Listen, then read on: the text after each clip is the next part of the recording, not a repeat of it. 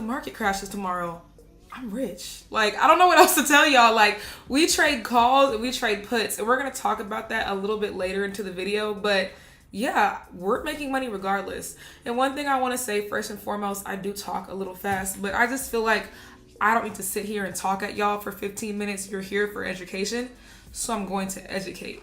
Anyways, I am in Texas, so we are on Central Time. So for me, the stock market is open from 8:30 to 3 p.m. If you're Eastern Time, I believe it's 9:30 to 4. And if you're Pacific, it should be 6:30 to 1. So kind of calculate where it's open up near you. And you can only trade options within these hours. Now, if you're trading futures, you can kind of trade it whenever. I think the futures market should only be closed for 1 hour a day, but that's not my main market.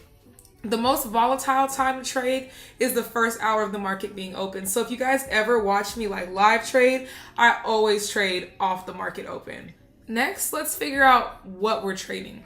When we're trading, we are trading contracts. So contracts allow you to technically buy and sell 100 shares of a stock. So that's the reason when you trade options, it's going to cost either more or less than what the stock is actually trading at, because they all have expiration dates. So it's a lot different than buying and holding a stock until eternity. We have expirations, and so that's why for me as a day trader, I buy and sell within the same day. But we're only buying calls and we're buying puts. So when you hear people talk about, oh, I took calls today, oh, I took puts today, that means they're trading options. When you purchase a call, that essentially means the stock is going to go up.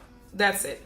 Buying a put essentially means that you believe the stock is going to go down to a certain price. That is why I say we can make money whether the stock goes up or down, because if we place a put when it's going down, we're going to make money. As long as price is below our entry and we have good premiums and everything, we are in profit and we are making money. Same thing for calls. Next, the $1 million question everybody seems to ask: what do I even need to start trading? Firstly, you need a broker.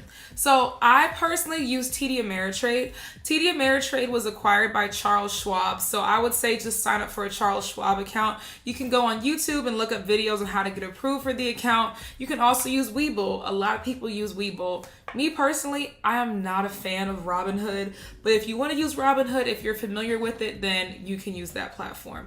Other than that, you can use Interactive Brokers if you're international.